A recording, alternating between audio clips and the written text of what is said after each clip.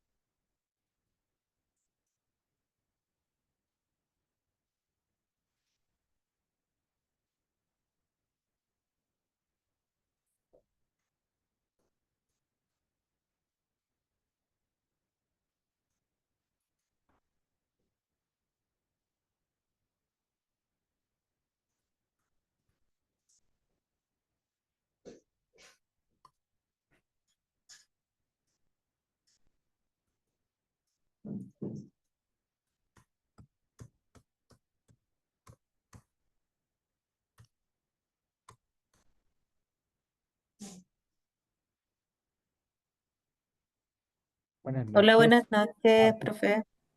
Hola, ¿qué tal? ¿Cómo Bien, están? bien, ¿y usted? Muy bien también. Bueno, Me alegro que estén bien.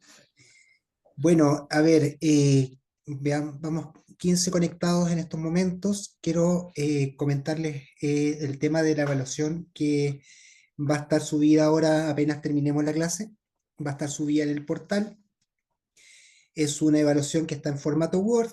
La idea es que ustedes descarguen ese archivo, lo tengan en su computador y puedan realizar la prueba con tranquilidad porque van a tener una semana para responder. ¿Sí? No hay límite de tiempo, salvo el tiempo que yo le estoy proponiendo, es decir, ustedes el día 9, el último día para subir es la evaluación, digo, es el día 9 hasta las 23:59, ¿sí? Que es el último plazo para poder ustedes subir este formato, que la idea es que lo suban en formato Word también. Ahora es súper importante que por favor pongan su nombre. Hoy queriendo tu gatito. Es un siamés. gracias. Sí, aquí está. Los gatos son muy misteriosos. En fin, la idea es que ustedes puedan poner su nombre, por favor, porque realmente a algunos alumnos se les olvida con el estrés y qué sé yo, y pongan el número de sección a cual pertenecen. ¿Sí? Esta es la sección 60. Entonces, poner el nombre y la sección para yo poder corregir adecuadamente. Esta es una prueba que tiene las siguientes características. Hay preguntas de alternativas, ¿cierto? De selección múltiple, donde se le pide que ustedes pongan la alternativa que consideren correcta y además se le pide justificar por qué eligieron esa alternativa, ¿sí? Dentro de las justificaciones, ustedes tienen que tratar de, si encuentran que la alternativa es la A, digan por qué pusieron la A, no precisamente por lo que dice la pregunta, sino que busquen un elemento adicional o una explicación adicional a la elección a esa pregunta. Después vienen algunas preguntas como eh, de un cuadro comparativo, donde se les pide comparar algunos términos que nosotros ya hemos visto en clase, ¿cierto? Después de eso viene una parte donde se les pide que puedan indicar qué tipo de trastorno es en base a un discurso que aparece en base a un caso pequeño y ustedes puedan indicar qué tipo de trastorno es el que corresponde. Y después vienen dos casos donde se les pide que lo analicen y se les hacen una serie de preguntas que tengan relación con lo que están viendo y poder ustedes ajustarse a alguna hipótesis diagnóstica. No se les pide que hagan un diagnóstico exclusivo porque todavía no estamos preparados para eso, sino que se acerquen un poco a cuál sería la posible hipótesis respecto de lo que están viendo en el cuadro. Entonces, para eso es súper importante que revisen la sintomatología, que revisen cuál es el dato que más se va repitiendo, como para que vayan creando un cuadro para dónde puede ir. Si puede, ustedes pueden decir, a lo mejor no tiene un estado depresivo, pero probablemente podrían decir, tiene un cuadro, tiene un, o sea, no, perdón, no digan un trastorno depresivo, sino que puede haber un cuadro depresivo, ya que el paciente, de acuerdo a lo que refiere, está relacionado con que hay pérdida de atención, que hay alguna dificultad de anedonia, entonces como que eso es lo que se le está pidiendo. Son dos casos en particular y que puedan aplicar todo lo que hemos visto en clases. Para mí, la prueba que yo hice, ¿cierto?, está muy relacionado con lo que hemos conversado en clases y hoy día, fíjense que nosotros lo que hemos hecho en estas 4 clases, hoy día la última, hablamos un poco de lo que era normal, de anormal, ¿cierto? Referimos un poco cuál es el sentido de valor que tiene las personas y para eso hablamos un poco de cómo es la representación que tiene la gente o las personas cuando interactuamos, entonces aparece lo que es la sensación, la percepción, la representación y sus trastornos respectivos.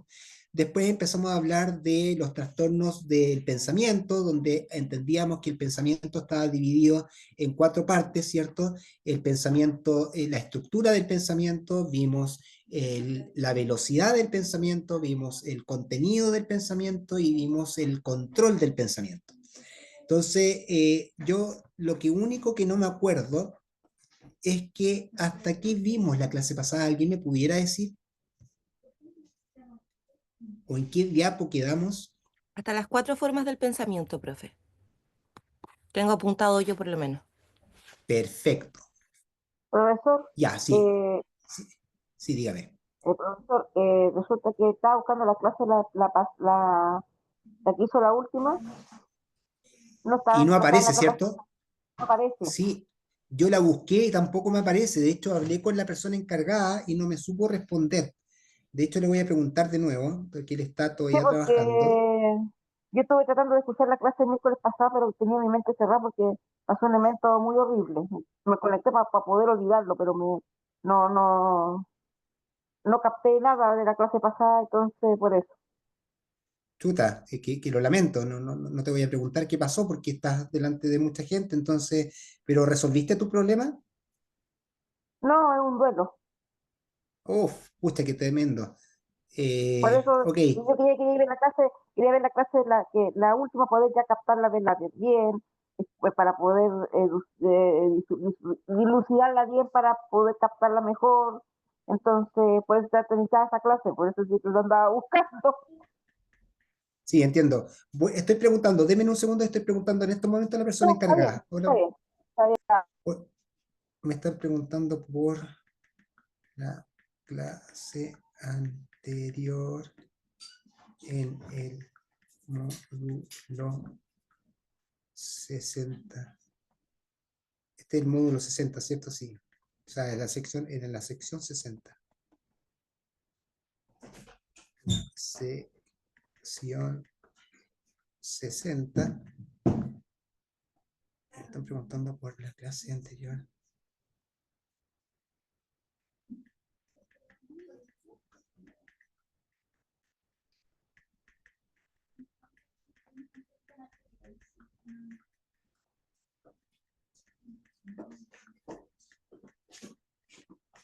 Esta clase. Ya, ahí pregunté. Voy a ver qué me dice para poder solucionar, ojalá hoy día, ese tema. Muchas Y gracias, profe. finalmente, espere, me voy a apagar un poquito la cámara.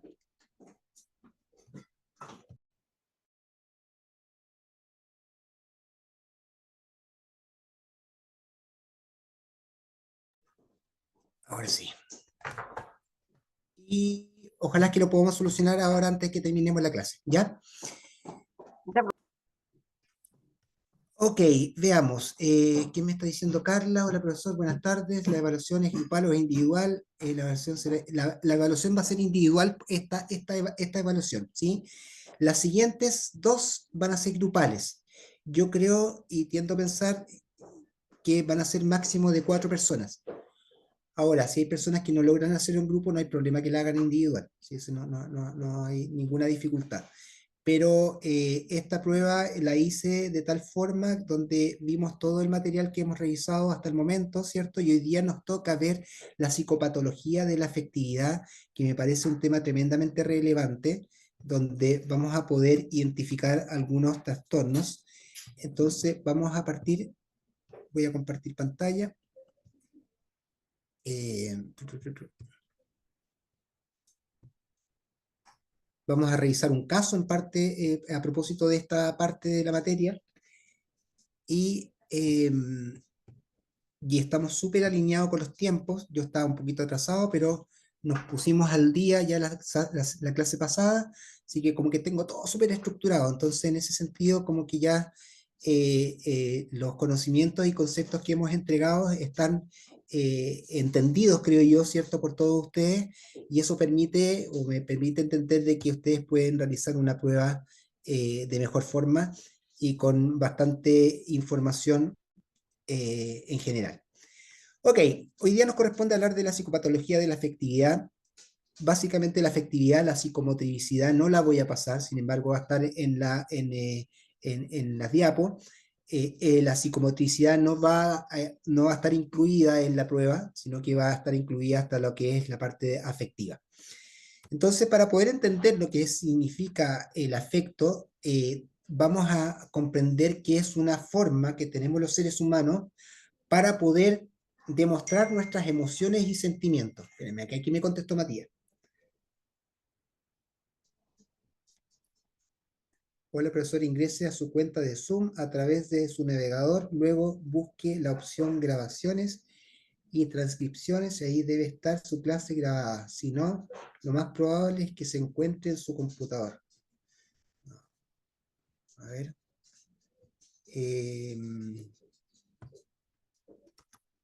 Espérenme, perdona, pero quiero resolver este tema rápido. Y después se me va el profesor, entonces...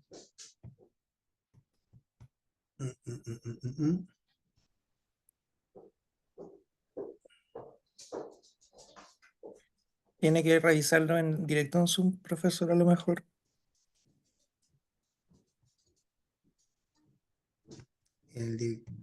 Claro, yo por ejemplo me voy a la plataforma, ¿cierto? Esta plataforma no es muy amigable, me voy a clase grabada de Zoom Sí, por ahí y debe me estar. aparece, y me aparece hasta la clase, la número 1 y 2 de la clase 2. No me aparece la clase 3. A lo mejor no se Entonces, grabó. ojalá que no sea. A ver, ¿qué más me dice este hombre? Ingresa a su cuenta de Zoom a través de su navegador. Ah, ya, mi cuenta de Zoom a través del navegador, ¿cierto? Y luego busque la opción grabaciones. Ti, ti, ti, ti, ti, ti, ti.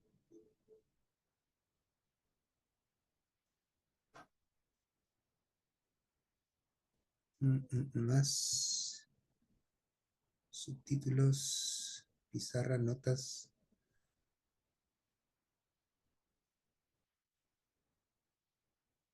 opción de video.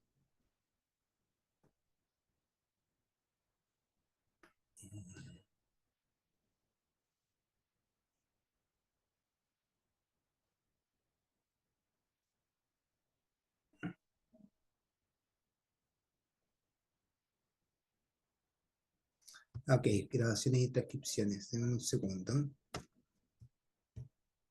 Mm, mm, mm, mm, mm.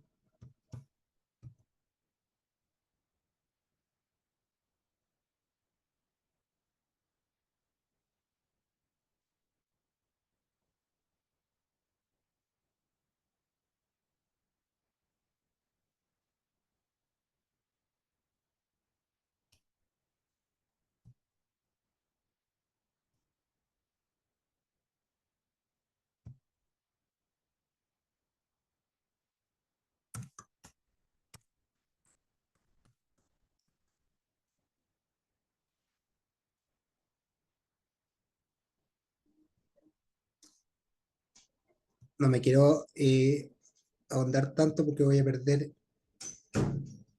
horarios.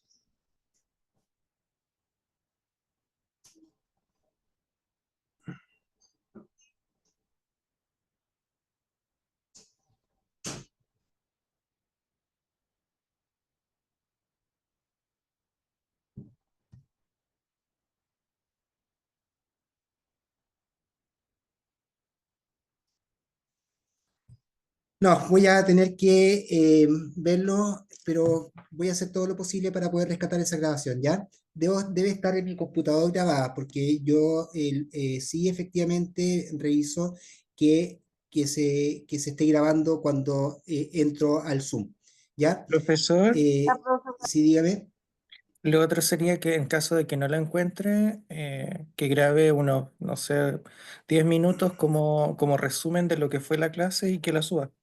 Esa sería una opción, También, también puede ser, sí, también puede como ser, sí. recomendación en caso de que no esté. Ok. eh, Eso podría ser. Herramienta de anfitrión.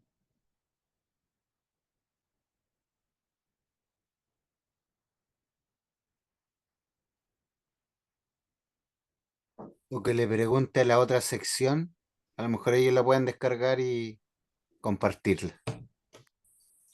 Claro, lo que pasa es que en todas las secciones siempre algo distinto. Entonces, la idea es que se queden con lo que nosotros vimos en esta clase. Voy a ver cómo lo resuelvo, así que no se preocupen, ¿ya? Bien, pero lo que ya, sí profesor. efectivamente vimos en la clase pasada fue un poco las estructuras del pensamiento. Acuérdense que dentro del pensamiento, dentro de los trastornos del pensamiento, teníamos que identificar cuatro partes: la estructura del pensamiento, la velocidad del pensamiento, el contenido del pensamiento y el control del pensamiento, ¿sí? Que están todas incluidas en la diapositiva, ¿sí? Eh, pero bueno, vamos a hacer todo lo posible para que esto se pueda solucionar. A ver, vamos a compartir entonces, ¿no? Y vamos a hablar un poco de la afectividad propiamente tal. Cuando hablamos de afectividad, nosotros tenemos que entender cómo nosotros nos comportamos desde nuestro propio ser con uno mismo, cuando nos comportamos desde nuestro ser, pero fuera de nuestro cuerpo, y cuando nos comportamos con un otro. Eso tenemos que identificar en base a todo lo que tenga que ver con sensación y emoción. Pero fíjense lo siguiente, cuando hablamos de afecto, nosotros tenemos que involucrar un poco el estado anímico. ¿Qué quiero decir con esto? Que cuando estamos teniendo un afecto, no sé, una emoción determinada frente a alguien, si tenemos una emoción positiva, por ejemplo, la ternura, el entusiasmo, la alegría, ¿cierto? Que son emociones positivas, probablemente nuestro estado anímico va a estar mejor. ¿Por qué? Porque nuestras emociones están implicando una sinergia corporal que nos permite crear algo significativo frente a uno mismo y al otro. Y eso indudablemente que va a estar interrelacionado con el estado de anímico. Ahora, hay que entender que no es que el afecto o el buen afecto mejore el ánimo o que el ánimo mejore el afecto. Puede ser de una u de otra. Es decir, no sé, el huevo o la gallina, como no tengo idea quién viene primero, o me meto en el huevo o me meto en la gallina, punto. O me meto en el afecto o me meto en el ánimo. Si nosotros encontramos una persona depresiva, por ejemplo, probablemente existe la posibilidad de que sus estados afectivos estén bajo nivel. O bien, si mi estado afectivo está bajo nivel, probablemente aumente la probabilidad de que mi estado de ánimo también esté bajo. Entonces, lo que quiero que ustedes comprendan es el siguiente cuadro que les voy a mencionar, que les voy a pedir que por favor puedan aprendérselo, o mejor aún, que ustedes lo copien o lo impriman y lo peguen en su pared, porque esto es súper importante que lo aprendan. El señor Kurt Schneider, ¿cierto? Realizó este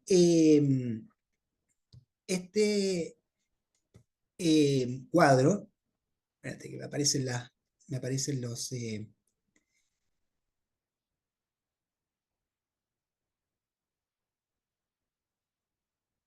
quiero que se salgan las herramientas del Zoom.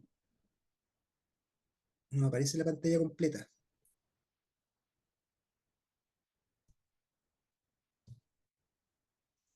Mm, mm, mm, mm, mm.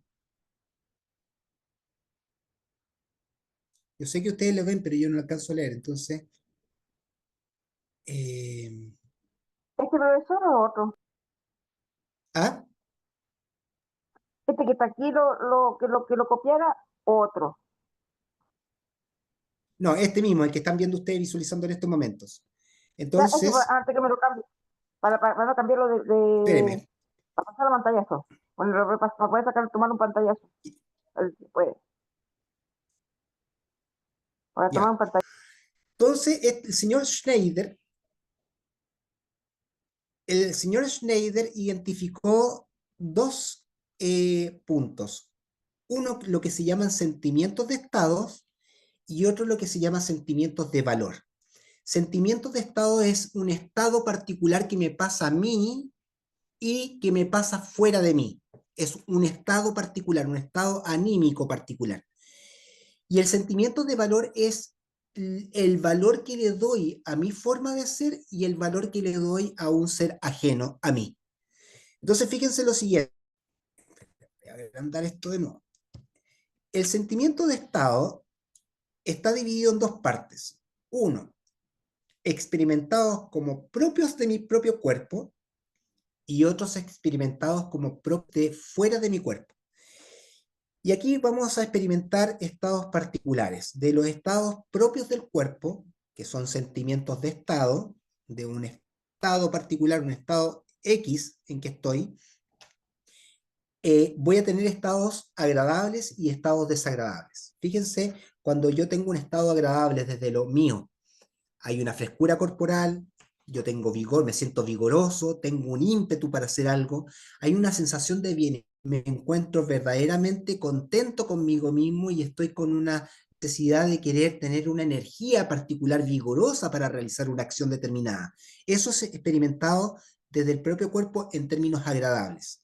Pero si tenemos algo desagradable, como de repente nos sentimos fatigados, estamos agotados, como que en realidad estamos con cierto grado, como que nos estamos enfermando, ¿no? Y que hay un grado de desasiego, evidentemente ese estado, ese sentimiento de estado, nos provoca finalmente una dinámica de bajo ánimo, ¿no? Porque nos sentimos fatigados, nos sentimos agotados y en realidad eso va a producir finalmente un estado anímico más bajo.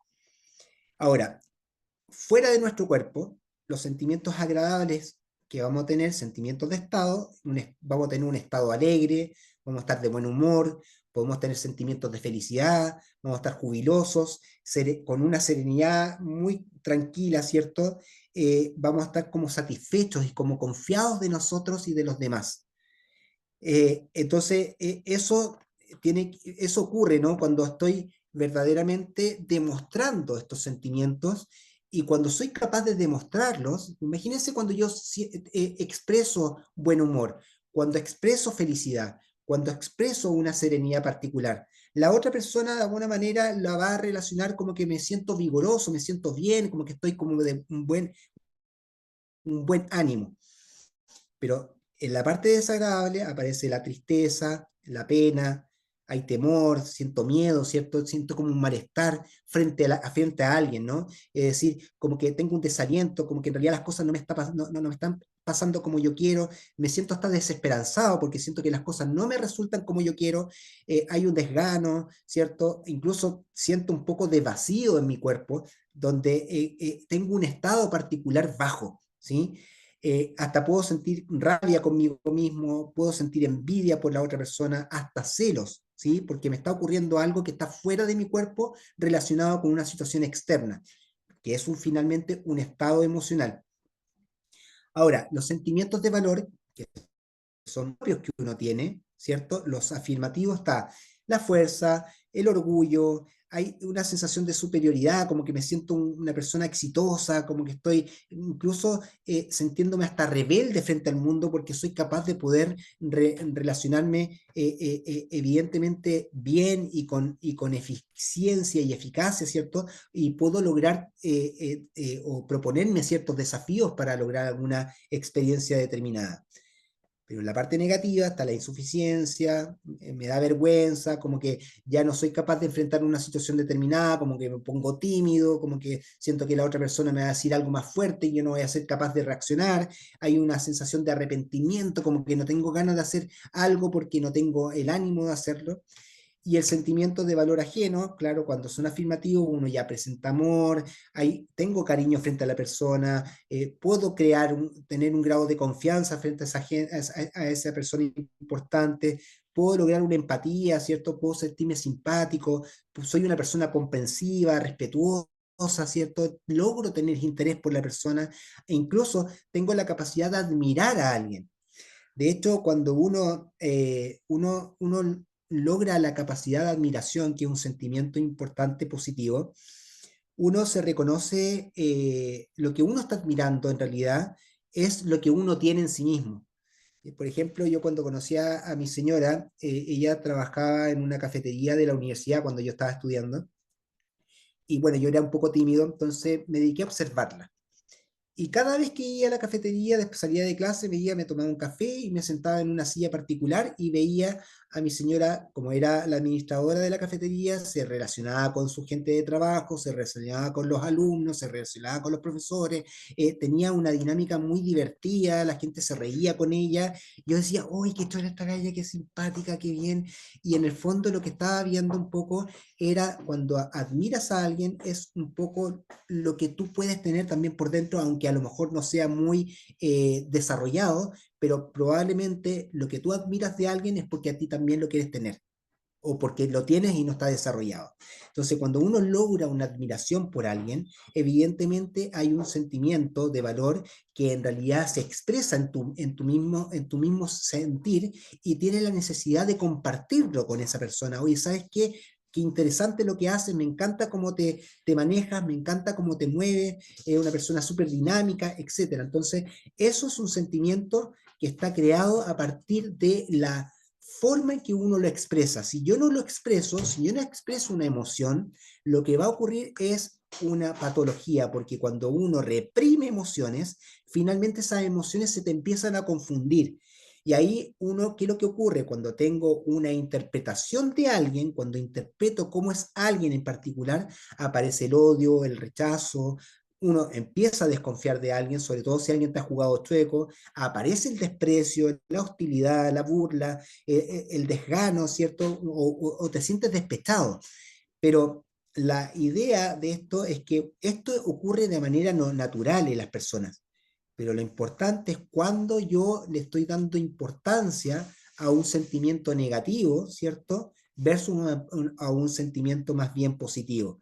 Entonces, es ahí donde nosotros vamos a empezar a comprender y a darnos cuenta de que empiezan a aparecer ciertas patologías. Entonces, fijémonos de nuevo, sentimientos de estado desde el propio cuerpo y sentimientos de estado desde próximos al cuerpo. Segundo, sentimientos de valor frente al propio valor y sentimientos de valor frente al valor ajeno. Y así vamos a tener patologías de la siguiente forma. Sentimientos de estado próximos al cuerpo. Es decir, que yo estoy teniendo una estructura emocional, ¿cierto?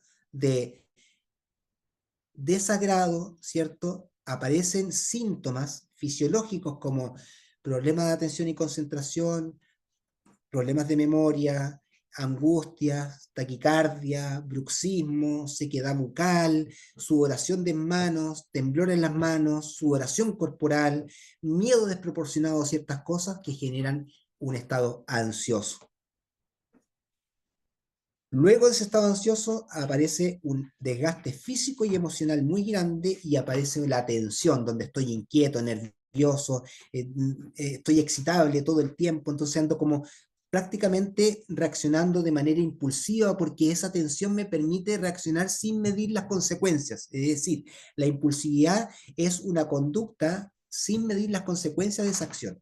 Voy y lo hago, sin decir cuáles van a ser los efectos de esa acción. Entonces ahí aparece la impulsividad en base a esa tensión.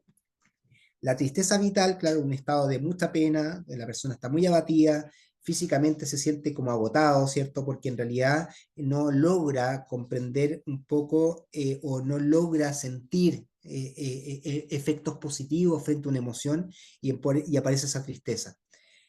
Lo contrario, la alegría vital, un estado maníaco, ¿cierto? Podría producir una alegría de bienestar exacerbado, ¿cierto? Donde el paciente se siente muy tenso o intenso en un espacio social, un espacio laboral, un espacio familiar, aparece esa alegría vital. Fijémonos ahora en los trastornos afectivos de sentimientos de estados, pero experimentados menos próximos al cuerpo. Es decir, cuando yo tengo una euforia, un estado de bienestar que es muy exagerado, que no se adecua a una situación determinada, el afecto ovoide, donde el personaje está payaseando todo el tiempo, no le ve la seriedad a las situaciones, el afecto pueril también, similar un poco al ovoide, ¿cierto? Pero además de ser de payasear, ¿cierto? Aparece esta sensación de que, ay, qué lindo, ay, qué bonito, ay, chuta, qué pena, ay, qué lata, vamos a tener que trabajar, como que incluso pongo un tono de voz bastante infantil. El empotamiento o planteamiento afectivo, ¿cierto? Es que en realidad la persona está como súper plana y en realidad como que no tiene una respuesta emocional particular frente a una situación determinada, como que se bloquea y en realidad aparece una situación compleja y esa persona, ya, y como que no logra canalizar la situación determinada y por tanto no produce una emoción de acuerdo a esa experiencia. La paratimia, claro, cuando la persona se disocia, ¿no? Se empieza en el contenido emocional donde la persona está viendo un trauma y pareciera ser que ese trauma le hace sonreír y no tiene mucho que ver con la realidad, ¿no? O bien estoy en una situación muy alegre y en realidad ando muy depre, básicamente estamos hablando de una paratimia. La apatía, ¿cierto? Cuando ya no tengo respuesta emocional casi nula, ¿cierto? El desánimo, este desánimo cuando, por ejemplo, las personas no le resultan las cosas como uno espera, tiendo a reaccionar con cierto desánimo, así como que ya no me da lo mismo, como que ya no tengo ganas de hacerlo y no tampoco me dan ganas de realizar la acción que tenía pensado hacer porque estoy desanimado. La anedonia, ¿cierto? La incapacidad para expresar placer o cuando todo lo que antes me gustaba hoy día ya no, ¿cierto? Es un trastorno afectivo de estado, ¿cierto? Que tiene que ver con un estado particular emocional donde lo experimento de tal forma que como que todo lo que antes me gustaba hoy día, ¿por qué no? Y ahí uno tiene que hacer preguntas, ¿no? Sobre todo cuando estamos con un paciente con esas características, oye, pero ¿por qué dejaste de hacerlo? Es decir, yo estoy en una posición, por ejemplo, a mí me gustaba mucho tocar guitarra y antes era como el alma de la fiesta y me sabía canciones de Silvio Rodríguez, de Inti Gimani, de Eduardo Gatti, de toda la nueva ola, qué sé yo, entonces le gustaba mucho a la gente más adulta. Y en realidad, claro, cuando dejaba de tocar guitarra, como que la gente quería que yo siguiera tocando, y yo creo que por una cuestión media egocéntrica, yo seguía tocando porque me gustaban los aplausos, me gustaba que si era útil para alguien. Entonces, llegó un momento que dije, pucha, ¿cuándo voy a hablar? ¿Cuándo voy o poder fumarme un cigarro, poder compartir, ¿cierto? Y como que no lo hacía. Hasta que en un momento determinado dije, ya, este día voy a ir sin guitarra. Y claro, fui sin guitarra y la guitarra, como que todo el mundo estaba acostumbrado de que yo tenía que ser el alma de la fiesta. Entonces esa cosa como me empezó a disgustar, entonces yo dije, ya no toco nunca más guitarra. Y eso de que no toco nunca más guitarra, como que empecé a sentir como una situación anedónica, es decir, como que todo lo que antes me gustaba, hoy día ya es interpretación. Y ahí uno tiene que entender por qué, y eso uno tiene que preguntarle al paciente, ¿qué fue lo que ocurrió que dejaste de hacerlo? No sé, ya no me da sentido, no sé, ya no tengo el ánimo, ya no es lo mismo, ya no me gusta que me aplaudan, yo quisiera compartir de otra manera. Podrían haber muchas razones de por qué alguien dejó, pero es súper importante entender por qué lo dejó. La frialdad afectiva, la combinación entre aplaneamiento afectivo, entre apatía y anedonia, es como que yo verdaderamente estoy en una posición donde no me gusta sentirme grato, sino que al contrario, prefiero estar en un estado como deprimente y en realidad no logro conectar con ningún sentimiento de otra persona, por tanto no dejo de ser empático y esa frialdad se transforma finalmente en un estado depresivo, tristeza y depresión, donde tu ánimo finalmente producto de un estado emocional, de un sentimiento que no se expresa, genera un estado depresivo. ¿Sí? Eso sería desde una línea. Ahora fijémonos en en los trastornos depresivos.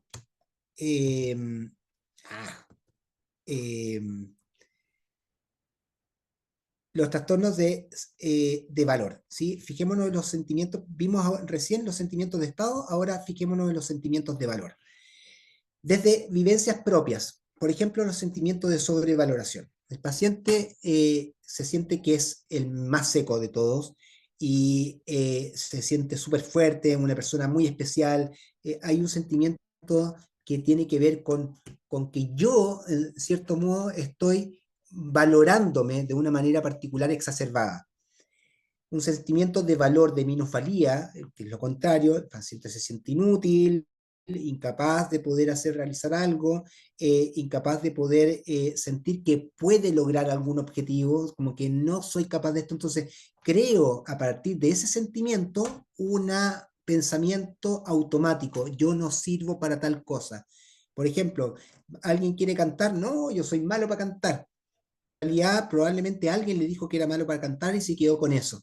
Entonces se sintió con una minusvalía particular donde no tiene o siente que no tiene la capacidad para poder algo. Entonces, desde un estado afectivo o desde un estado particular, ¿cierto? Donde te dijeron, tú no eres bueno para esta cosa, te quedaste con la idea que tú no eres capaz y eso genera un sentimiento. Acuérdense, la dinámica funciona de la siguiente manera. Tengo una situación determinada. Esa situación X me provoca un pensamiento determinado, un pensamiento automático. No soy capaz. Lo creo y lo repito tantas veces que me convenzo en eso. Ese convencimiento me genera una emoción determinada, sentimiento de minusvalía o sentimientos de culpa o sentimientos de ruina, sentimientos de desamparo, sentimientos de pérdida de sentimientos de desesperación, de perplejidad, de éxtasis, producto de esta idea. Y esta idea me trae esa emoción o sentimiento determinado, finalmente genera una conducta y esa conducta me genera una consecuencia. ¿Se fijan? Entonces, la idea, en términos psicoterapéuticos, no puedo manejar la consecuencia porque viene de la conducta. Tampoco puedo manejar la conducta porque viene de la emoción. La emoción no la puedo manejar porque viene del pensamiento y la situación en general tampoco la puedo modificar porque es una situación que pasó. Por tanto, lo único que yo podría manejar en términos cognitivos conductual es modificar el pensamiento automático. Entonces, si una persona tiene un sentimiento de minusvalía, oye, ojo, pero en realidad, ¿por qué? Po? Ah, porque te dices que no eres bueno para esto, pero ¿quién te lo dijo? No sé, siempre me han dicho que yo lo único que sé cantar en la ducha nomás. Pero bueno, intenta cantar, a lo mejor te sale desafinado, pero si puedes practicar, probablemente te salga en tono dentro de lo que tú esperas. Y lo importante no es que le hagas sentir bien a los demás, sino que tú te sientas bien contigo mismo. Y ahí tenemos una posibilidad de psicoterapia eficiente. Entonces, todo el resto de los sentimientos, que son sentimientos de valor, cómo uno se valora a sí mismo, ¿cierto? Crea una situación desesperante para la persona y al fin y al cabo crea un grado de inestabilidad emocional. Fíjense en esto, sentimientos de valor relacionados con vivencias ajenas. La suspicacia. Una persona suspicaz siempre va a desconfiar exclusivamente, por ejemplo, una vez me tocó un paciente suspicaz. Oiga, ¿y usted dónde estudió? Tanto. ¿Y cuántos años lleva trabajando en casos como el mío? Tanto tiempo. ¿Y usted realmente tiene experiencia en esto? Porque en realidad yo no voy a venir a contar o a perder el tiempo contando mis cosas que para que alguien no sepa lo que yo estoy, lo que necesito. Entonces, ahí, claro, en ese momento uno dice, hoy este gallo un poquito arrogante, ya es una persona suspicaz. ¿Qué quiere decir esto? Que probablemente él creó una idea particular de lo que él, el grado de desconfianza que tiene. Entonces uno lo que podría decir, me da la impresión de que la gente no puede confiar mucho en las personas y necesitas validarlo con la experiencia que te va a relatar la persona para tú poder sentirte cómodo. Creo que va por ahí, ¿o no? Y la persona sabe que sí, sí, tiene razón. Sí, en realidad yo nunca he confiado en las personas y soy una persona que siempre tengo que estar tratando de comprobar si la persona sabe o no sabe. Ok, perfecto. Aquí vamos a estar en un proceso donde podemos entender de que voy a tratar de comprender lo que te pasa, ¿cierto? Pero la idea es que vayamos perdiendo esa desconfianza. La hostilidad también, el paciente se muestra súper agresivo, como que muy defensivo, como que siempre piensa de que esa persona va a sentirse o le van a hacer daño. Entonces se convierte en una persona muy hostil y pone su mecanismo de defensa a priori, antes de. La chancería, ¿cierto? La persona siempre cuando hay un grado de desconfianza, esa persona o una persona que está con un desprecio frente a alguien porque no le gusta las conductas o las características de esa persona, tiende a burlarse de esa persona. No como niños chicos, como, ay, qué tonto, qué fome, que mira lo que estoy haciendo, sino que desde una postura, oye, este gallo, ¿qué se cree? ¿Y dónde salió? Y uno empieza con mensajes subliminales, ¿no? Empieza como a tirar mensajes más sarcásticos. Generalmente el sarcasmo, chiquillos y chiquillas, yo les diría que cuando hay una persona muy sarcástica, una persona muy irónica, en verdad lo que está haciendo es tratar de tirarte un mensaje por debajo de la puerta para que no se note, ¿cierto? Y ese mensaje finalmente uno lo tiene que tratar de interpretar. Por lo general interpretamos que esa persona está haciendo, está utilizando un sentimiento de chancería, perdón. Entonces, claramente uno que lo que hace es responder más o menos con la misma moneda. Yo les diría que es mejor que si se encuentran con una persona con esas características, traten de preguntarle de muy en buena onda, pucha, ¿sabes qué? Yo no logro entender un poco los sarcasmos. ¿Tú me podrías decir mejor en detalle qué es lo que realmente me quieres decir? Muy en buena onda. Sorry, porque yo suelo, y ahí uno puede tirarse, yo suelo interpretar mal estas cosas, como que no soy buen lector de esta idea. Así no se llevan una interpretación falsa, porque en realidad es una interpretación, tienes que tener la obligación de interpretar lo que la otra persona te está queriendo decir. Entonces, ahí viene un poco un estado emocional un poco más desagradable, ¿cierto? Donde efectivamente evitamos que la persona se burle de uno y evitamos que la persona nos desafíe. La reticencia, ¿cierto? El paciente se muestra poco cooperador, ¿cierto? No entrega mucha información, está reticente a entregar información importante. Suele pasar en las sesiones de psicoterapia donde la persona, por ejemplo, cuando por lo general ha sido mandado por alguien, lo que ocurre es que esa persona, al fin y al cabo, no entrega mucha información y tenemos que hacer un esfuerzo como para poder buscar alguna pregunta que sea más abierta para que él se pueda desenvolver un poquito más y tenga un nivel de mayor confianza. Y la sensitividad, ¿cierto? El paciente se irrita y muestra un poco de labilidad emocional, ahí vamos a entender lo que es la labilidad emocional, está a las conductas o palabras de los demás, como que cada vez que esa persona le dicen algo, esa persona responde, o sea, ¿qué me está queriendo decir? Como que todo lo piensa como que están diciéndolo de una manera sarcástica, ¿no? Y nuevamente, una persona sensitiva siempre va a pensar de que alguien le está diciendo algo negativo. Entonces esa persona está muy sensible. Sentimientos de valor. Ahora veamos, bueno, eso en realidad, pero antes, ¿dónde estaba yo? Esto. Sentimientos de estado. fijémonos en los siguientes sentimientos: la disforia, la rigidez afectiva y la labilidad afectiva. Una persona con disforia afectiva va a sentir mucha incomodidad y mucha insatisfacción frente a sus propios cambios emocionales.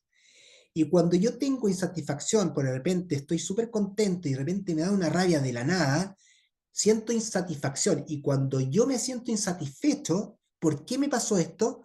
Aumenta la probabilidad de que me ponga más agresivo. En la rigidez afectiva, ahí tenemos entendido que la persona, por más que uno le entregue una situación placentera, no va a cambiar su enojo. Siempre va a estar enojado. Esa es una rigidez afectiva. Y en realidad lo que Profesor, ocurre con esas personas es que no quieren cambiar su forma porque sienten de que van a ser manipulados después. Entonces, son tan rígidos que no voy a dar mi brazo a torcer.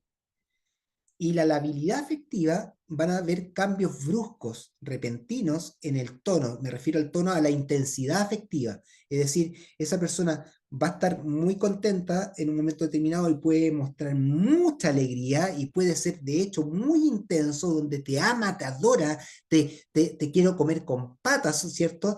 Y de repente, ¿sabes qué? Sal de aquí. No quiero verte. Eres un asco incluso.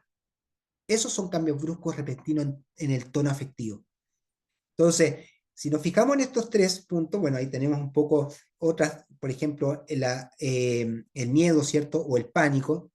Fíjense que el miedo es una reacción emocional por la necesidad de huir de un lugar que lo puedo considerar un poco amenazante, ¿sí? Y tengo necesidad de huir. Por ejemplo, uno tiene miedo a los terremotos. Pero ¿qué es lo que hace? Yo me salgo del lugar donde estoy porque me siento desprotegido y me voy a un lugar específico para sentirme más protegido. Y ahí se termina mi miedo, o por lo menos sigo teniendo miedo, pero por lo menos no tanto el terror. Pero el pánico es una estructura distinta. Cuando uno tiene un estado de ansiedad muy agudo, aparece el terror y lo que ocurre es que la persona se desorganiza respecto a dónde tiene que estar o dónde tiene que ir para sentirse más seguro. Es un nivel de desorganización mental y emocional tan fuerte que la persona pierde el control finalmente de lo que puede ocurrir. Entonces, muchas veces cuando aparece un pánico agudo, la persona, lo primero que hace, empieza a sentir un poco de taquicardia. Esa taquicardia se transforma en que uno empieza a hiperventilarse, empiezo a respirar por la boca, y tan acelerado que finalmente lo que mi cuerpo piensa es que yo tengo la necesidad de arrancar, y como no arranco, el cuerpo empieza a segregar más sangre, empieza a haber más latidos cardíacos para que el cuerpo esté preparado para arrancar. Como no lo hago, la persona se empieza a descompensar con mayor facilidad y eso hace de que uno sienta que no le entra el aire. Entonces, finalmente, cuando hay un pánico, el cuerpo responde defensivamente frente a ese terror. Y es ahí donde aparece la desorganización, donde siento que me voy a morir, donde siento que voy a tener un ataque cardíaco, donde voy a tener una ACV. ¿Por qué? Porque estoy teniendo dolor en el pecho, porque no puedo respirar, porque no me entra el aire, porque mi cuerpo está tenso. Entonces, ese es el pánico que uno experimenta. Y para eso lo que tenemos que considerar es que esa persona, ustedes ya saben que las técnicas de respiración son muy eficientes. ¿Por qué? Porque necesito que mi cuerpo nuevamente recupere su funcionalidad y la única manera de recuperarlo es con una respiración profunda. Hay varias técnicas. Una de las técnicas es el 4-7-8. Inspirar en 4, aguantar en 7 y botar en 8. Entonces inspiro, aguanto y boto.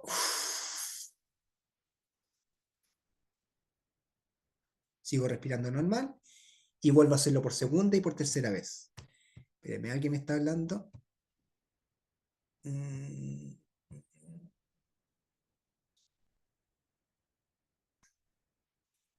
No sé cuál es el diazepam respiratorio. O sea, sé lo que es el diazepam, pero el diazepam respiratorio, ¿cuál es? ¿Alguien me lo puede decir? Es una técnica, profe, justamente parecida a la que usted estaba mencionando, ¿Ya? donde yo me tengo que posicionar en una silla, ¿cierto? Sentarme con la espalda lo más recta posible al respaldo. Yo tengo que respirar, pero con el estómago hacia afuera, porque normalmente la técnica de respiración uno echa el estómago hacia adentro. Pero aquí usted igual va a contar hasta 4, pero inflando el estómago hacia afuera. Y luego contando con los brazos cruzados, los hombros, al volver a respirar, pero con el método a contrario, 1, 2, 3, 4 en los hombros. Y eso, por lo menos donde yo trabajaba, y nosotros les comentábamos a nuestros pacientes, ¿cierto?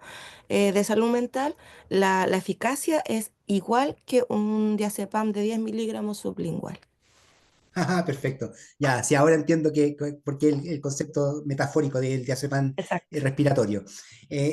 Claro, y evidentemente cuando uno respira, uno tiende a inflar el pecho, y cuando inflo el pecho hay menor control en mi ingreso de aire, ¿sí? Entonces por eso se pide que haya una respiración diafragmática.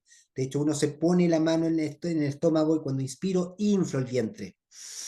Y de hecho mi mano se expande, ¿cierto? Mi brazo se va hacia adelante, y ahí lo que hago es tratar de botar el aire, tirando la mano hacia adentro y apretando el vientre. Pero lo siguiente es una técnica súper infalible, que después de hacer esta técnica que tú acabas de mencionar, más la técnica que yo le estoy comentando, todas sirven. La idea es que hagas una meditación corporal. ¿Qué quiere decir esto? Después de haber respirado, sigo respirando de manera normal. Después de la técnica de respiración, sigo respirando de manera normal. Y empiezo a fijarme en la nuca de la cabeza. Trato de buscarla con mi mente. Ok, ya sé dónde está la nuca. De hecho, muevo un poco el cuello para encontrarla. Inmediatamente recorro el cuero cabelludo, por el casco, por todo el casco, por entre medio de las orejas, por el centro de la cabeza, y llego a la frente. Observo mi frente, la trato de despejar. Reviso la temperatura de mis mejillas, creo que están un poco tibias, y me voy analizando. Después reviso mi mandíbula, la muevo, la suelto. Después reviso la garganta, para eso trago un poco de saliva. Me contacté con la garganta y levanto un poco el mentón, y ahí está la garganta. Automáticamente acomodo mi cuello, lo ordeno. Reviso mis hombros, lo ordeno de una manera tal que queden ordenados, que queden relajados. Suelto los brazos, muevo las muñecas, muevo los dedos, reviso el pecho, lo ordeno, reviso la espalda, la encorvo, la vuelvo a dejar recta, ¿cierto? Ordeno mis caderas, de hecho suelto la musculatura de las piernas, reviso la temperatura de las rodillas, creo que están un poco heladas, ¿ok? Después reviso las pantorrillas, para eso levanto empeine y talón, muevo los tobillos, muevo los dedos de los pies, y antes de terminar inspiro profundamente estirando mis brazos y mis piernas. Y estiro fuertemente y boto. Esa es una técnica que funciona súper bien, y es cuánto me demoré, unos, no sé, menos de un minuto, y funciona, y también podría ser un diazepam respiratorio. Pero básicamente es una meditación corporal, es como un escáner que le haces a tu cuerpo para que quede en estado tranquilo. Entonces, es una técnica que las personas que tienen ciertas crisis de pánico pueden empezar a trabajar. Como es algo que se entrena, al principio cuesta porque no estoy 100% concentrado, pero después de varias veces de entrenamiento, uno lo hace con mayor facilidad, ¿sí? Eso es una técnica que se le enseña a muchos pacientes con crisis de pánico. De hecho, eh, fíjense que un paciente, a ver, no siempre, pero por lo general, la crisis de pánico está muy relacionada o interrelacionada con un evento traumático. Esta paciente tiene pánico a entrar a los túneles o a lugares muy encerrados. Entonces, ¿por qué? Porque tuvo un accidente automovilístico con su mamá, y cuando trataron de sacarla, o cuando quiso salir, no podía salir, estaba muy atrapada. Bueno, gracias a Dios llegó rescate, ¿cierto? Y sacaron o destrozaron el auto para sacarla. Afortunadamente no tuvo ninguna lesión física.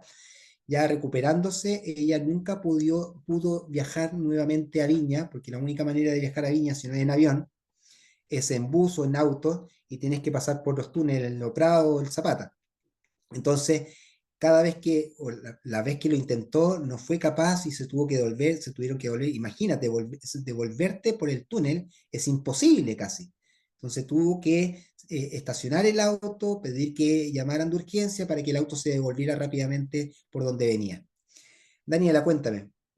Profe, pudiera ¿Sí? entender yo entonces que, no sé, me da la impresión así como a modo de deducción hipotético, que estas técnicas, ¿cierto?, que nosotros hemos visto y hemos entregado a nuestros usuarios en algún momento, lo que hacen en el fondo es sacar el foco de lo que nosotros estamos pensando para interrumpir, digamos, como lo que creemos que nos está afectando, y en el fondo concentrarnos en algo distinto. Exactamente, Exactamente. De hecho, creas una rigidez afectiva de decir que algo terrible te va a pasar y no puedes salir de esa situación porque estás constantemente pensando en lo catastrófico.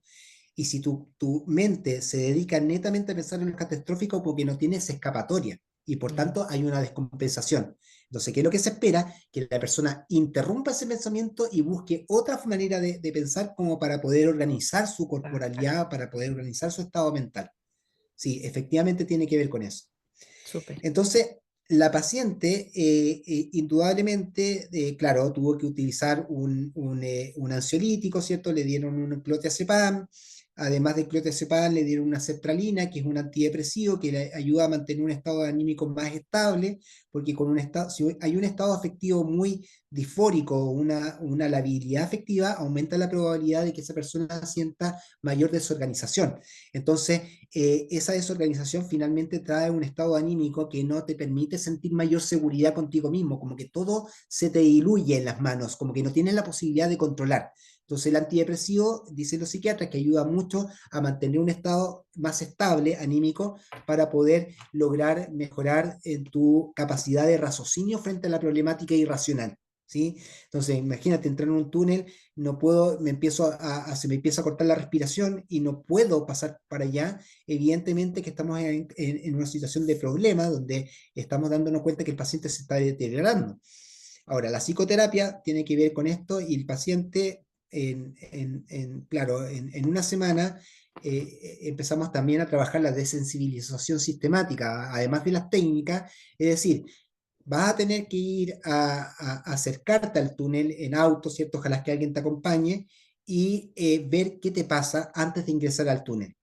Entonces, aproximaciones sucesivas hace que la persona, en cierto modo, esa es la desensibilización sistemática, que aproximaciones sucesivas, mientras más cerca, uno va enfrentando con criterio, con un juicio de realidad particular, con un estado emocional más estable, uno puede lograr enfrentar una situación fóbica, ¿sí? Entonces, Profesor, pregunta. sí, dígame. Bueno, aparte de estoy estudiando esta carrera, soy hipnoterapeuta. La técnica de la imaginería también ayuda a este tipo de cosas. De todas maneras, la imaginería es una muy buena técnica, es decir, cuando uno guía al paciente para una situación particular, no sé, un campamento, un bosque o la playa, algo que a él le guste, tiene que buscar un estímulo que sea significativo para el paciente. La imaginería sirve de todas maneras porque finalmente lo que estás haciendo es interrumpir el pensamiento obsesivo por un pensamiento alternativo. Por ejemplo, que asocio el túnel con que te vas a sumergir en un paisaje maravilloso, por ejemplo, en este aspecto. Por ejemplo, asociar el túnel que está tan oscuro, vas a entrar, pero en vez de ahí hay un paisaje maravilloso, un bosque, un lugar muy lindo. Claro, de hecho hay personas que son más sensibles que otras y de repente la imaginería puede servir para algún tipo de pacientes que pueden tener un nivel de experiencia sensorial más significativa, me refiero que son capaces de poder imaginar, de tener una idea particular y son hasta capaces de hasta oler lo que están sintiendo por un grado de sugestión. Pero hay personas que no son muy sugestionables. Hay personas que no son muy sugestionables, entonces yo te diría que esa imaginería podría ir desde, mira, imagínate que vas, cierra los ojos, imagínate que vas en el auto, en el túnel, y te estás dando cuenta de que empiezas efectivamente a sentir un poco de taquicardia, se empieza a perder el control. ¿Qué haces en ese momento? Ah, ya, sí, sí, efectivamente estoy sintiendo un poco de taquicardia y la persona lo siente como que taquicardia porque se está dando cuenta que está dentro del túnel. Incluso le puedes poner un ruido particular del auto, del sonido del motor y esa persona empieza a experimentar esa vivencia como real, imaginariamente, Claro. y automáticamente tú le dices, ya, ahora te pido que haga la técnica. Trata de realizar la técnica y el auto sigue avanzando, no pasa nada. Estás acá, estás en un centro, en un lugar cómodo, ¿cierto? Estás resguardada, sigue trabajando la técnica hasta que pasemos el túnel. Imaginariamente, se puede hacer. Sí, es una muy buena Ya. técnica. Sí, no, que yo sé que como lo he escuchado, claro, tendría pacientes, pero no con miedo, pero sí con esta, que lo reafirmé esta pregunta, por eso. No, me Esa es la parece. pregunta. Eh, En las palmas de la mano igual es buenísimo. Daniela me dice eso. Eh, no entendí. Profesor, lo que pasa es que otra compañera puso que cuando se ponían un hielo, se aplicaban hielo en la nuca, también Ajá. bajaba, digamos, como las crisis del pánico. Y después Daniela dijo que también servía para las palmas de las manos. Ah, perfecto. Mira, fíjense lo siguiente, todo este tipo de cosas pueden servir, pero lo único que tienen que tener consideración es que el estímulo que ustedes le están entregando al paciente sea significativo para el paciente. Imagínate, tú le entregas sin que el paciente sepa, para eso tienes que tener una historia, una información adicional. Si quieres utilizar una herramienta, te tienes que preguntarle un poco, eh, ¿qué te pasa con lo frío? ¿Qué te caliente? ¿Cómo te comportas tú? Porque si vas y le pones un hielo en la palma de la mano, probablemente lo va a tirar y lo va a soltar rápidamente. Entonces, siempre es importante contextualizar de qué se trata, digamos, el trabajo terapéutico que ustedes tienen que hacer. ¿Sí? Ahora, voy a dejar de compartir lo siguiente, o sea, de esto, y voy a mostrarles un caso que quiero que por favor alguien lo pueda leer. Voy a compartir de nuevo. Bájale. Tu, tu, tu, tu, tu, tu, tu, tu.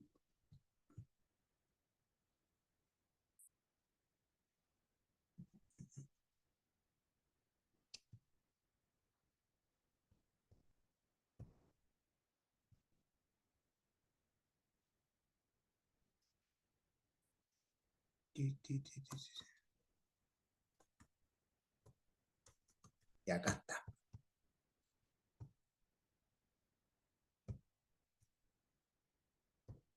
Ya. ¿Quién se anima a leer este caso, por favor?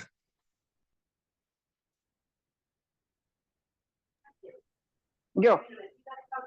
Eso cuesta Ya, agrandarle un poquito la pantalla, un poquito para poder eh, leerla, sí, porque estoy desde no un te celular. preocupes. Ya, Espérate, vamos a ver. ya. Caso 24. Espera, Voy a leer un espera, poquito dame un más segundo, lento. que estoy. Ya, Ya. La paciente es una joven de 24 años. Es soltera, vive con sus padres y su hermana menor en un departamento en el quinto piso. Trabaja como vendedora en un comercio pequeño en un suburbio de la ciudad. Motivo de consulta. Después de discutir con sus padres, amenazó con matarse saltando por la ventana.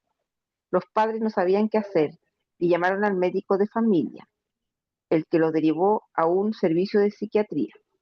La paciente había estado en su habitación escuchando heavy metal rock en, en su estéreo. Tenía el volumen muy alto, entonces sus padres fueron a su habitación y le pidieron que bajara esa música de locos.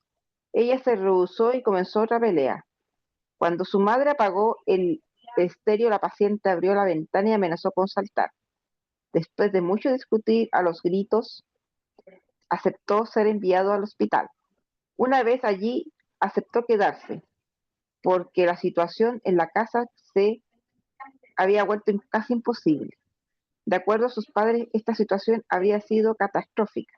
Los últimos 5 años la paciente podía ser bastante agradable por momentos, pero se enojaba y se volvía peleadora enseguida sin razón aparente. Parecía contenta y satisfecha durante una hora o más y de repente se quejaba de que la vida no valía la pena ser vivida y en varias ocasiones se fue de la casa para ir a vivir en un pequeño departamento sola, pero luego de cada oportunidad volvió después de un tiempo para vivir con sus padres nuevamente. Nunca parecía saber qué era lo que realmente quería, dijeron sus padres. Sus planes para el futuro eran totalmente irreales y de todas maneras cambiaban los mismos forma constante. Antecedente. De acuerdo con sus padres, la paciente había sido una chica normal hasta su adolescencia. Alrededor de los 13 años se volvió más difícil, aunque era una niña inteligente.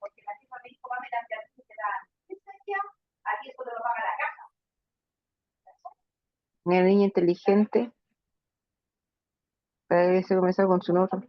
Se- me lo cambió, parece. No, está bien, a lo mejor falta, Sí, inteligente, que se me quedó la palabra inteligente. Espérame. ya, La Se me quedó la segunda palabra línea, inteligente. en la segunda línea ¿Ah? antecedente, Si en la quiere, segunda línea continúo yo, antecedente. Carolina. Sí, no, no sé, estamos bien. Sí, continuó bien, estoy súper bien. Es inteligente en la escuela, tenía muy buenas notas en las materias que le interesaban, pero netamente en lo que no le gustaba, además sus profesores se quejaban de que era muy indisciplinada. En su casa tenía muchas discusiones con sus padres y su hermana por causas triviales. A los 15 años se le pidió que cambie de escuela porque había fracasado en las materias. Insistió en que quería ingresar a una escuela técnica, lo que hizo que era la única mujer de su curso y un año después abandonó porque no le gustaba más la escuela.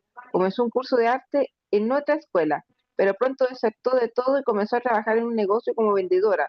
En los siguientes años cambió de trabajo con frecuencia. En 3 ocasiones se quedó sin trabajo por varios meses. Había comenzado un nuevo trabajo 4 meses antes de ser internada y estaba considerando cambiarlo de nuevo. Los padres de la paciente dijeron que ella que no tenía amigos estables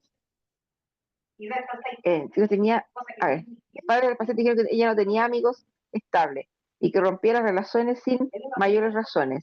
Sus relaciones con otros jóvenes fueron descritas como íntimas, pero transitorias. Frecuentemente se unía a grupos diferentes, aquellos que sus padres escribieron como indeseables, algunos de los cuales consumían droga.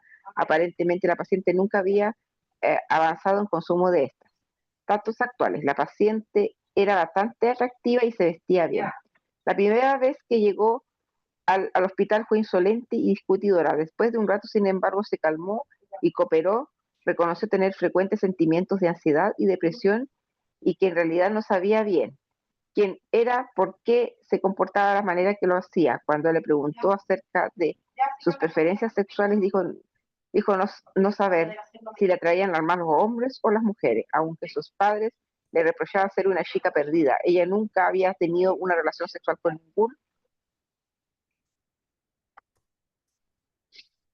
ningún, dice aquí, sí, ahí bajé, espérame, que se con demora. ningún hombre o mujer. Dijo que creía en la brujería y el ocultismo, y a veces tenía impulsos que asustaban, tales como la necesidad de pincharse un ojo con una aguja o de tragarse una joya. Admitió que le estaba haciendo pasar a sus padres un mal rato, y aunque siempre amenazaba con irse de la casa, tenía realmente miedo de ser abandonada por sus padres. René admitió que había amenazado con suicidarse después de una pelea con sus padres. La razón de esas amenazas era porque el mundo que la rodeaba le parecía negro y en parte porque quería castigar a sus progenitores. Si bien en realidad nunca había tratado de matarse, sentía que lo podría hacer impulsivamente si las cosas se volvían particularmente difíciles en su vida. Muchas gracias, muchas gracias. De nada. Bien, fíjense en este caso, ¿no? Aquí yo empecé a subrayar algunas cosas, ¿sí? ¿Qué es lo que le llama la atención de esto?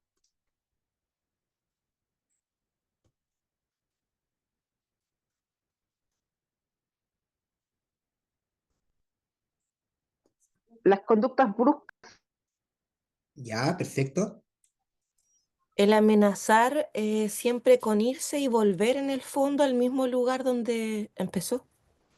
Ya, ¿y eso qué te parece? ¿Qué significaría eso? Cuando está amenazando, esto de que querer irse, volver, Un qué llamado le de pasa a ese atención. paciente? Ya, pero además del llamado de atención, Profesor, un cambio ambivalente, una persona con un carácter ambivalente puede ser, por ya, la perfecto. impulsividad y luego después como bajar un poquito estas revoluciones, querer a los papás, odiar a los papás. ¿Sí? Y cuando una persona está ambivalente, a veces sí, a veces no, ¿por qué las personas pueden ser ambivalentes? ¿Por una anhedonia, como decía usted? Ya la anedonia es porque todo lo que te gustaba hoy día ya no, pero hay algo más característico que tiene que ver Profe, con lo ¿puede que ser acabamos de ver. como un apego desorganizado? Sí, podría ser un apego O las desorganizado, experiencias por previas, supuesto, profesor, de acuerdo a lo que mencionaba usted. claro. Yo a mí lo que me llama la Claro, atención, pero por ejemplo, por una parte es la amenaza suicida que hace, que no intenta suicidarse, pero sí amenaza, po. Y creo que eso es como una forma de expresar su desesperación y reaccionar frente a una frustración. Lo ya, otro, por por ahí va. ejemplo, una impulsividad emocional, incapacidad de regular emociones intensas. Eso me llama como la atención porque no es capaz de regular, entonces lo expresa de maneras inadecuadas. Y dos, el- que de repente pasa de estar contenta, satisfecha, a pelear, a quejarse, que la vida no vale la pena, en un cuestión de un lapso corto de tiempo. Y eso hablaría como de la habilidad emocional extrema, como una montaña rusa de emociones. Eso me llama la atención. Perfecto, una montaña rusa de emociones. Como, Aquí que me están profe, hablando, espérate, en el chat me ah, están diciendo impulsividad, la inestabilidad de la paciente, sentimientos de desamparo, ya, se están acercando, sí, perfecto, vamos bien hasta ahora. Cuéntame qué me querías decir.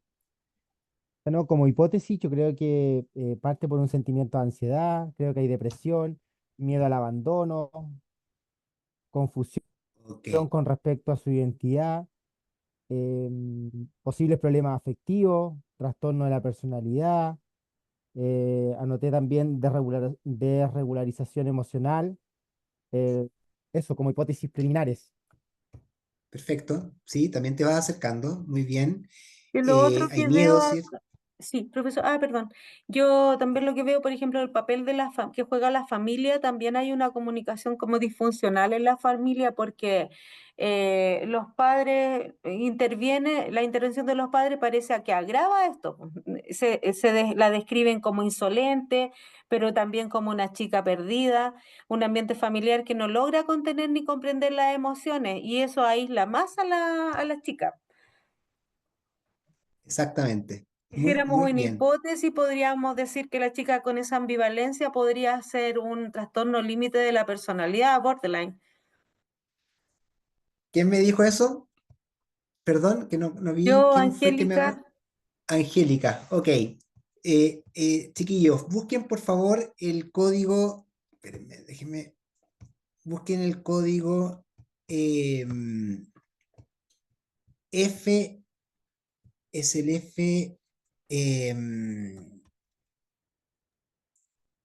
El F60.3, F60.31.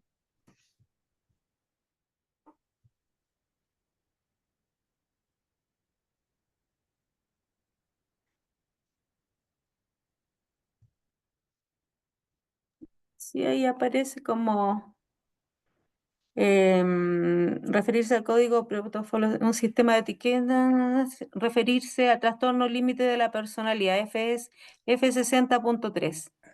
Exactamente. ¿Se fijan? Bueno, en la prueba, para que ustedes lo entiendan, no les voy a pedir que pongan el código ni que se aventuren en un diagnóstico específico. Pero lo que yo mostré en el cuadro, en el caso, ¿cierto? Fíjense cómo fui analizando el caso. Espérenme, ¿dónde estoy? Eh, Ay, me perdí. ¿Caso cuánto era?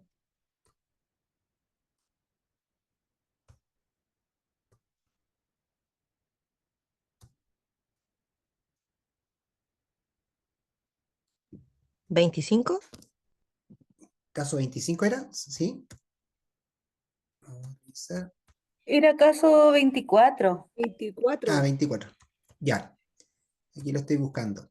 Entonces, fíjense que fue, voy a compartirles de nuevo, denme un segundo. Las cosas como ustedes tienen que buscar más que el ojo clínico, en fijarse en datos que son llamativos. Como estamos hablando de trastorno de la afectividad, entregué un caso que tenga que ver con el trastorno de la afectividad, pero cuando ustedes vean los casos en la prueba, no van a aparecer de cualquier tipo. Entonces, para que ustedes puedan ir enfocándose, todo lo que dijeron está muy bien, inestabilidad, ¿cierto? Desregulación, aquí aparece una persona que dijo trastorno de la personalidad emocionalmente inestable, que está bien, alguien dijo trastorno de la conducta disruptiva, que podría estar. Acuérdense que la conducta disruptiva se ve más en adolescentes más que en adultos, y esta paciente es más adulta, pero no tienen por qué saberlo del todo, eso lo vamos ya a ir viendo ya en la segunda unidad. Pero fíjense, amenazó con saltar, ¿sí? Es decir, una amenaza tiene que ver con que si tú no me das esto, yo te amenazo con hacer tal cual cosa. La amenaza tiene que ver inclusivamente con un grado de inseguridad frente a las cosas. De hecho, cuando alguien habla de manipular, que voy a manipular y decir que voy a manipular, que me voy a matar, lo que quiero es que en realidad mis padres me tomen en cuenta. Eso es como la manipulación, como que yo digo, voy a hacer algo para que ustedes me tomen en cuenta. Lo que ocurre ahí es que cuando existe una ideación suicida, no necesariamente tenemos que pensar en que esa persona está manipulando, sino que esa persona probablemente tiene la sensación de que sí o que no, como que no tiene la seguridad de lo que va a hacer en realidad. Y cuando uno pierde esa seguridad, probablemente por una situación de error pueda cometer el acto suicida, ¿sí? Lo que ocurre por lo general dentro de la estadística de los trastornos límite de personalidad es que las personas cuando intentan atentar contra su vida, no es que quieran matarse, sino que lo que quieren es borrarse en realidad, borrarse del momento terrible que están viviendo. Si ustedes se fijan, los padres veían como algo catastrófico, ¿cierto? Catastrófico es algo casi como que imposible de poder sobrellevar. Se enojaba y se volvía peleadora. Enojarse y ponerte peleadora constantemente implica un grado de que es como que estoy queriendo hacer algo, pero tampoco sé si lo quiero hacer, entonces me frustro y me enojo con facilidad. Las cosas se volvieron difíciles, ¿cierto? Aparecían dentro de su historia como muy indisciplinada. Una persona indisciplinada es porque tampoco tiene muy claro para dónde va la micro, ¿sí? El tema de la discusión es constante, siempre están en conflicto. La persona que está siempre en conflicto es siempre, tiene que pensar que una persona que está en conflicto es porque no tiene la seguridad tal de dónde, hacia dónde, qué camino seguir. Entonces, todos estos elementos que yo acabo de subrayar, ¿cierto? Van muy relacionados con la inestabilidad emocional, ¿sí? Y efectivamente, el cuadro, fíjense aquí la discusión que dice, el paciente muestra una conducta desadaptativa de larga data, observada en una gran variedad de situaciones personales y sociales, asociadas con situaciones de crisis y de comienzo durante la adolescencia. Estas son características de un trastorno de la personalidad. Su patrón de comportamiento se caracteriza por una marcada tendencia para actuar impulsivamente y para reñir, junto con dificultad para mantener cualquier acción que no le ofrezca una recompensa inmediata. Es decir, si no tengo una recompensa inmediata, me frustro rápidamente. Un estado de ánimo caprichoso e inestable, e incertidumbre acerca de la identificación sexual. Cuando una persona no tiene claridad para dónde es lo que yo ando buscando, estamos hablando de una inseguridad, una tendencia a involucrarse en relaciones intensas e inestables. O sea, como que me meto en situaciones complejas y porque realmente requiero de esa sensación intensa, y recurrentes amenazas de daño contra su persona. Estas características concuerdan con el diagnóstico de trastorno de inestabilidad emocional de la personalidad tipo límite. Sus sentimientos fluctuantes de depresión pueden considerarse como parte de su trastorno de personalidad y no necesitan mayor especificación. ¿Se dan cuenta? Entonces, a lo que voy. Nuevamente, lo que nosotros necesitamos trabajar con los casos es que nos fijemos en estos detalles, y si efectivamente la persona o bien tiene un impacto emocional importante respecto a lo que uno después podría indagar, y ustedes pueden poner, probablemente requiero indagar más en la relación familiar para poder comprender si efectivamente la persona pudo haber tenido alguna dificultad en términos de relación afectiva con los padres. Por lo general, no siempre, un trastorno de personalidad límite es porque el padre, sobre todo una mujer con trastorno límite, es porque el padre o ha sido ausente o ha sido muy autoritario. Si es muy autoritario, ese padre lo único que va a querer que esa hija, ¿cierto?, cumpla con todas las normas que están establecidas familiarmente. Y por tanto, todas las expectativas que tiene la paciente o la hija, ¿cierto? Van a ser opacadas por la necesidad de que el padre tenga que, la hija, cumplir con todas esas normas. Y eso que crea una especie de miedo, ese miedo se transforma en rabia y la rabia se transforma en desprecio. Y una hija que desprecia a su padre, indudablemente que va a tener inseguridad en su vida para poder enfrentar cualquier situación que pueda ser importante. Y tiende por lo general a rechazar o primero a absorber, te quiero para mí, pero después te desprecio. Entonces esa ambivalencia, alguien por ahí dijo ambivalente, un estado afectivo o un apego inseguro, ambivalente, perfecto. Y eso se puede poner también como hipótesis, ¿cierto? En el estudio de caso que yo les presento en esta prueba que tienen que hacer. Así que es como eso. No sé si hay alguna duda respecto de lo que hemos conversado. No, yo ¿Profe? no, profesor, más que una duda es, por ejemplo, em, un trastorno límite de la personalidad, o sea, como el que estamos viendo en el caso, ¿es producto solamente del ambiente o también hay algo, un componente ya que viene, digamos, con la persona? Eh, Hereditario. sí, hereditario, sí. ¿O es solamente el ambiente el que de Mira, crianza y... por lo general es más bien ambiental en los trastornos de personalidad. Ustedes tienen que considerar que un trastorno de personalidad se crea producto de una situación que he estado viviendo. Como es personalidad, nosotros tenemos que entender dos conceptos: el temperamento, que es algo heredado, y el carácter. Ahora, mi personalidad tiene un componente de ambas cosas. Si mi temperamento es inestable desde que nazco, uno podría pensar, esa persona va a ser inestable cuando sea adulta. Pero si el ambiente me juega un rol de protección, de que esa persona se le va enseñando, se le va indicando, se le va acomodando, voy validando sus conductas, esa persona probablemente ese temperamento nunca se despierte como inestable y finalmente sea una persona relativamente estable dentro de su vida adulta. Pero lo que ocurre, el impacto es lo que ocurre en el ambiente, ¿sí? Sí, es que Ahora, perdón profesor, pero me llamó la atención porque, bueno, la otra vez había comentado, pero como ahora estamos en un curso distinto, digamos, en un grupo nuevo, a una película que estaba en Netflix, esos ese experimento que hicieron de tomar a tres, bueno, a diferentes niños, pero estos eran tres, eran trillizos y los separaron de sus familias para ver cómo era, porque habían quedado abandonados, digamos. Entonces los compraban y los pusieron en familias distintas, pero cuando empezaron a crecer, ellos mismos se volvieron a reencontrar y a reunir. Y uno de ellos, claro, tenía este ambiente, digamos, uno de ellos se suicidó y los otros dos eran súper distintos. Entonces este experimento quería comprobar si en realidad el componente genético, no sé si vio la película no, no la o he visto, ambiente. de verdad que la voy a ver Sí, porque me interesa, pero sí, sí entonces efectivamente, sí.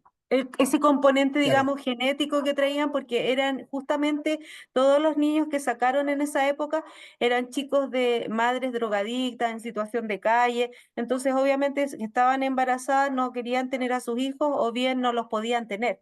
Entonces cuando los sacaron, los pusieron en distintas familias y querían comprobar si el ambiente modificaba, digamos, estas conductas. Y fue un experimento en realidad macabro, porque hasta el día de hoy eso está codificado y hasta que se brutal. mueran todas las personas que hicieron eso, recién ahí se van a poder sacar esos antecedentes. Entonces era como bien buena la historia y ahí habla de lo que dice usted, por eso hago la pregunta. Sí, por supuesto. Te perdí el audio. Sí, es que ya los apagué el audio, pero decía que por eso hacía la Ah, pregunta, pero es interesante entiendo. la Sí, documental. sí. Daniela, cuéntame, por favor. Ahí sí, profe, si bien sabemos que en la parte farmacológica, de acuerdo a lo que usted entregó, nosotros para este tipo de trastorno tenemos olanzapina, risperidona, ¿cierto? No recuerdo el otro medicamento, era otro que había observado como tratamiento farmacológico. Nosotros como parte terapéutica, ¿cómo podemos ayudar a mejorar esta condición?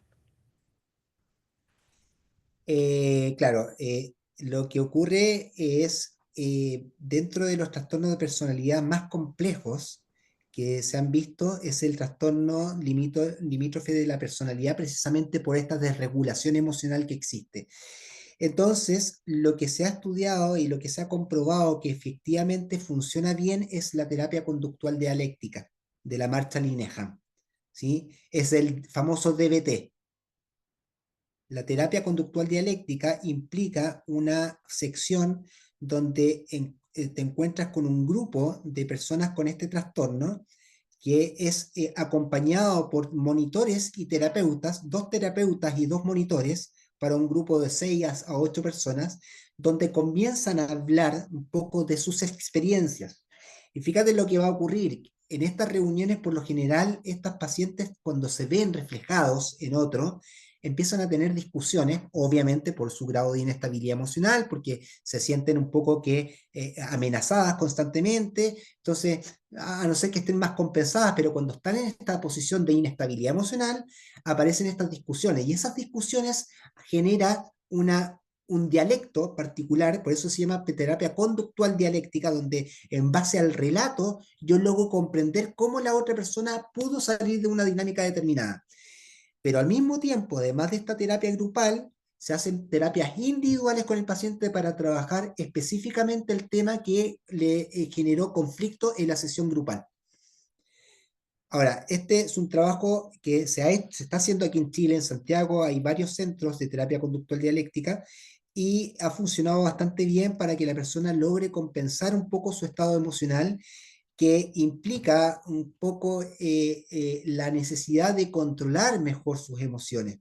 Entonces ahí la inteligencia emocional tiene que ver con cuidado con la intensidad y duración de esa emoción, ¿sí? Entonces, súper importante, claro, es importante que ese paciente cuando está desregulado tenga que tener un tratamiento farmacológico como un antipsicótico, que puede ser una risperidona, la olanzapina que tú dijiste, una quetiapina, ¿cierto? Y al mismo tiempo las personas han utilizado también en conjunto un estabilizador del ánimo, que puede ser la motrigina por lo general, y acompañado de un ansiolítico, que puede ser un clonazepam, un clonazepam, en bajas dosis para mantener estos desequilibrios emocionales.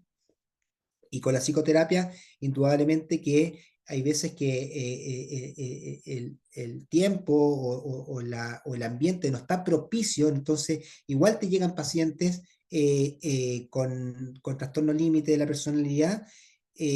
Por lo general esos pacientes han pasado por muchos otros psicólogos que no le han gustado, ¿cierto? Y han tenido muchos terapeutas que al final lo que buscan es conseguir a un terapeuta que les genere simpatía. En términos de vínculo terapéutico, la simpatía puede ser un elemento funcional, pero hasta que dejas de ser simpático. Y cuando dejas de ser simpático es cuando empiezas a confrontar. Y la confrontación es una técnica terapéutica muy necesaria para que la gente pueda tener un grado de conciencia respecto de lo que está haciendo. Y por lo general esos pacientes se te van cuando empieza esa confrontación. Entonces hay que tener un cuidado único. Para eso yo les diría que por favor traten de buscar información del DBT, ¿cierto? Que es la terapia conductual dialéctica de la Marshall Linehan, que lo pueden encontrar en internet, y yo creo tener algunos elementos que también se los podría compartir ya en la segunda unidad, ¿sí? Porque ahí vamos a ver netamente trastorno de personalidad y vamos a meternos de lleno en lo que es el trastorno límite, que es más importante, el trastorno narcisista, el trastorno esquizotípico, que si bien es cierto no es muy común, pero pareciera ser que es más común de lo que uno cree, que nos podía de alguna manera permitir entender cuáles son los criterios, ¿cierto? Para poder diagnosticarlo y finalmente cómo es que podemos ayudar terapéuticamente. Eso, chiquillos, no sé si hay alguna duda o qué les ha parecido la clase de hoy. Excelente como siempre, profesor, y además decirle que Tu locura me cura fue un excelente libro. Muchas gracias por recomendarlo. Ah, qué bueno que lo leíste, fantástico, ¿Cuál es el fantástico. libro? ¿Tu locura? ¿Tu locura? ¿Cómo Profe, era? ¿Tu locura? Súper bien, profe, la clase. Muchas profe, gracias, yo quiero profe. preguntar algo también, Williams. Williams, cuéntame, por favor.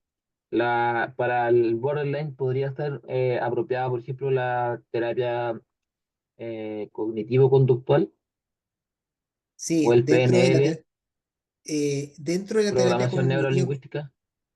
sí, de hecho, la programación neurolingüística podría servir, pero no es del todo eficiente. Y de hecho, la terapia conductual dialéctica viene de la terapia cognitivo-conductual. De hecho, la Marcha Linehan agarró todo lo que dijo, todos los aportes de Ellis y todos los aportes de Beck. Entonces, ella generó una técnica, pero lo que incorporó fue la terapia grupal, y eso funcionó mucho mejor. La terapia neurolingüística, ¿cierto? Ayuda mucho a que la persona tenga una mayor conciencia de lo que le pasa, pero finalmente no logra resolver emocionalmente tus conflictos. Entonces, pero claro, lo que está más documentado es la terapia conductual dialéctica, pero sí, claro, si quieres ocupar esa técnica, claro, tienes que ponerte muy en boga respecto de lo que dice realmente la técnica, porque si tú cambias un poco eso, podría ser un poco iatrogénico. ¿Qué significa iatrogénico? Que puede ser más dificultoso al paciente para poder llevar un proceso completo. ¿Quién me mandó esto? La locura, obra. Ah, sí, mira, no, está bueno esto. Ah, no, yo Guillermo lo Borja. envié porque hice un organizador, entonces lo compartí por si a alguien a ver si a alguien le sirve. Oh, está fantástico. Sí, súper bien. Súper Matea, me parece. Eh, ya, pues, pucha, me alegro que hayan estado interesados en la clase. Espero que les vaya muy bien en la prueba. Si tienen alguna duda antes de entregarla, mándenme un correo. Yo les trato de ayudar en lo que sea posible. Obviamente no las voy a soplar, pero, pero la idea es que les vaya bien, ¿ya? Quiero que todos se exhiban porque me da lata hacer exámenes. Ah, ya. Ya, profesor. Así, Sí. así que eso. Ya, chiquillas, chiquillos, a descansar y nos vemos la próxima semana. Ya, profesor. Gracias, buenas Profe, noches. buenas noches. Profesor, muy, Gracias. Que esté bien. muy Que buena, esté muy bien. profesor, clase. Muy Gracias. buena clase. Gracias, profesor. Buenas noches. Gracias, Héctor. Nos vemos.